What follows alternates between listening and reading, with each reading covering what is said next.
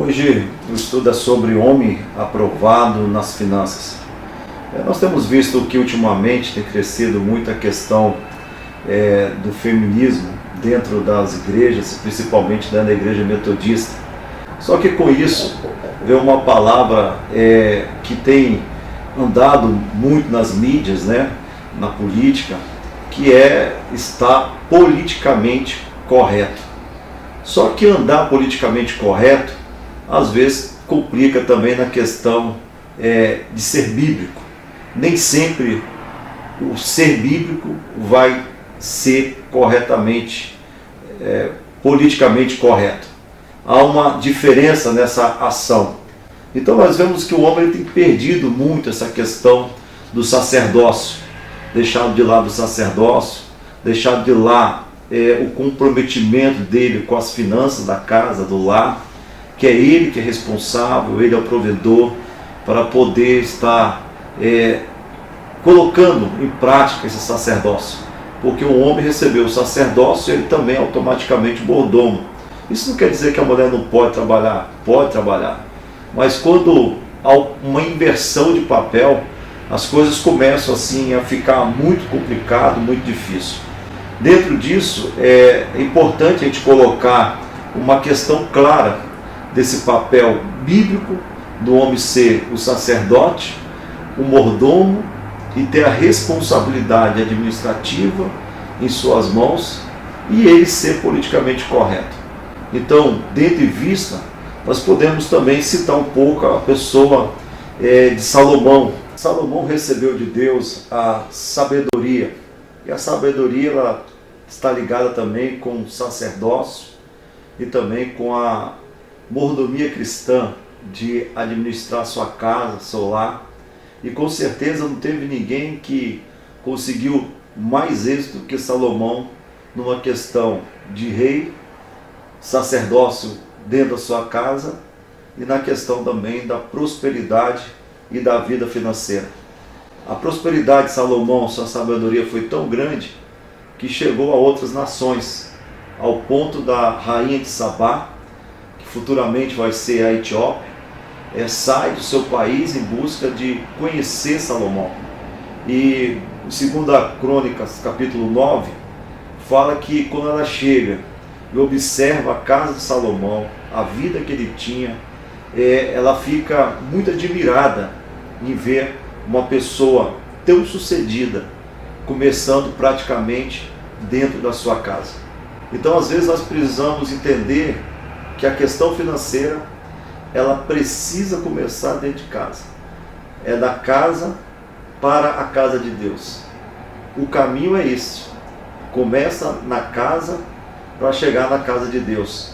Então Salomão ele consegue atrair a rainha de Sabá, e a rainha de Sabá chega ao ponto de querer conhecer, querer estar com ele, ver o total do seu conhecimento.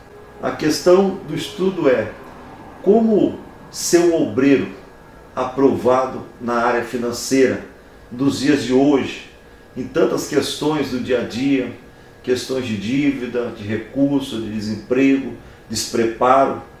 Como garantir essa questão financeira nos dias de hoje?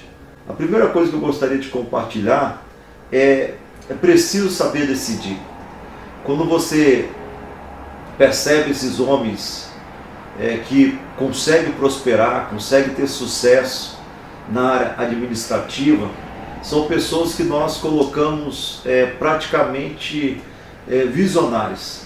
São pessoas que têm uma visão longe, conseguem perceber, ver as coisas, só que além de ver longe, são pessoas que conseguem decidir. E às vezes nós vemos pessoas praticamente frouxas, e homens frouxos, nessa questão de pensar demais, demorar a agir, demorar a executar.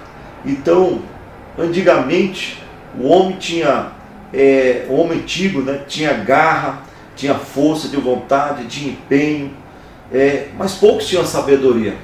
Salomão é aquele que consegue juntar garra, empenho, visão, juntamente com a sabedoria. O homem moderno hoje, ele praticamente tem bastante informação, ele é completamente informado, mas pouco sábio. E sábio também na questão de estar motivado. Então você precisa entender que esse decidir também é uma qualidade do sacerdote, é uma qualidade do chefe da família, mas também de um líder, de uma liderança forte, que não tem medo de decidir. Essa decisão ela tem que gerar no homem essa questão de um dom de saber decidir para executar. E Salomão ele tinha muito essa questão de saber decidir. Quando ele assume o reino, né? Ele começa a tomar umas decisões aparentemente assim até radical, em questão de morte de pessoas, né? Que Davi tinha mandado fazer, mas ele não pensa duas vezes em decidir. E falar da vida financeira é ter capacidade de tomar decisões, né? Fazer com que os recursos eles venham ser bem aplicados, né? Nessa questão da vida, nessa questão administrativa. E isso que chama a atenção, porque a rainha de Sabá, ela chega na casa de Salomão, ela vê que ele, com a sua sabedoria, com o seu empenho, com a sua visão, ele edificar ali uma casa o quê? Sólida. Por isso que eu tenho falado aqui que a primeira administração ela tem que começar em casa. Uma vida financeira sadia, alicerçada em Deus, ela tem o poder de promover uma ordem natural, uma estrutura concreta dentro de uma casa.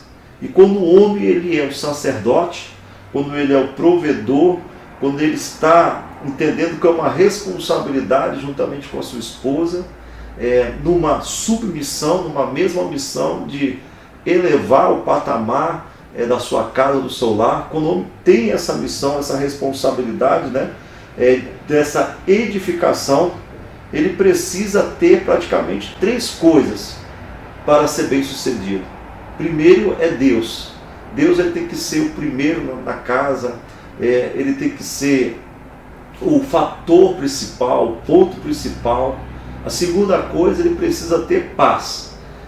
Ele não pode estar sofrendo de perturbações, né? De muitas coisas que interferem no raciocínio, na lógica. Então a casa ela tem que ter paz. E a terceira coisa também que é importante, né, além da paz, da harmonia, é a casa em ordem.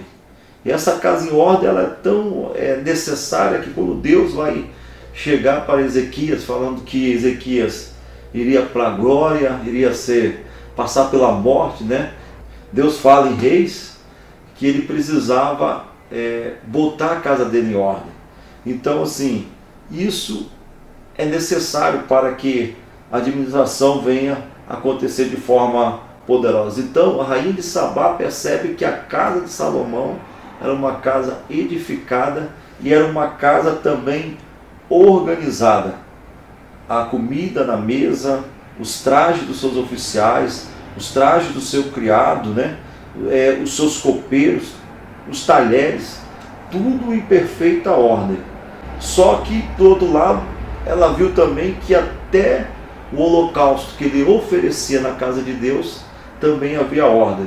Então você vê que ela percebe duas coisas: a ordem da casa que consegue chegar ao sacrifício da casa de Deus. E a vida financeira ela tem que ter esse caminho, da casa à casa de Deus.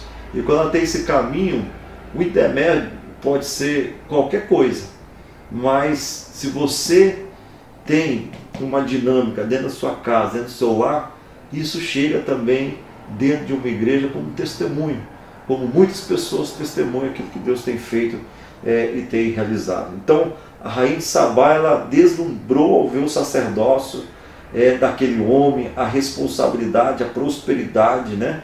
E como tinha um caminho ligando a casa de Deus com a sua casa, em perfeita ordem e harmonia. E a prosperidade faz isso. A prosperidade ela gera dentro da casa e faz chegar até mesmo dentro da igreja através dos dízimos e das ofertas.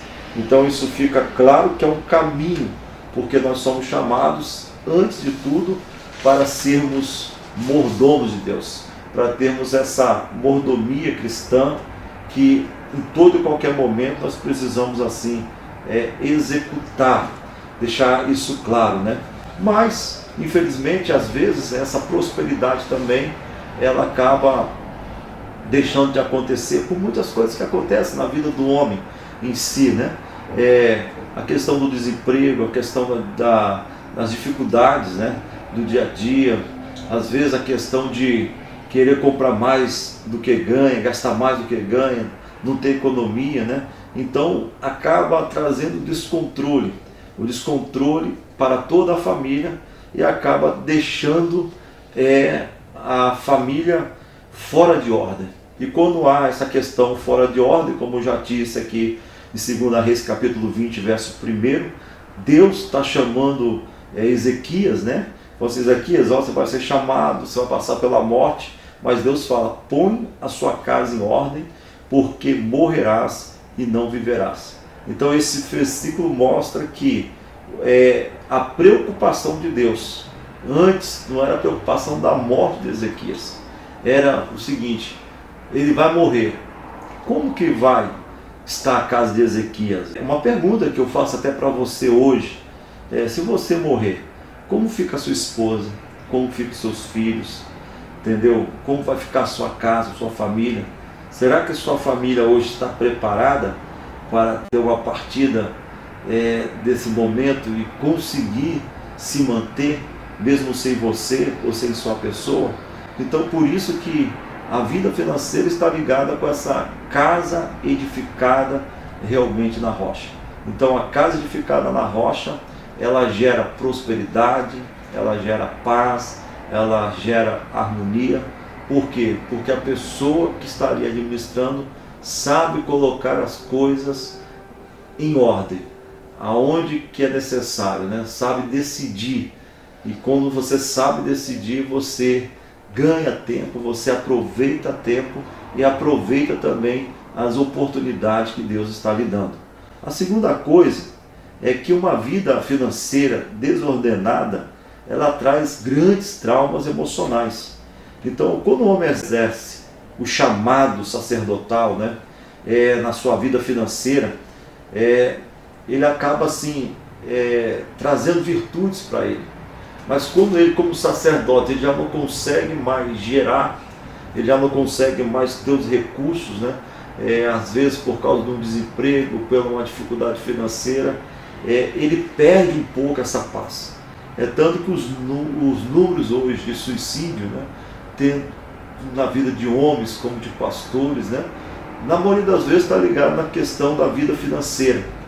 Então a vida financeira pode levar uma pessoa ao suicídio, né, seja ele pastor ou não, e pode também levar essa pessoa ou este homem a viver com traumas emocionais, né, traumas psicológicos, às vezes depressão, às vezes vazio existencial, de não querer viver, se trancar dentro do quarto, né?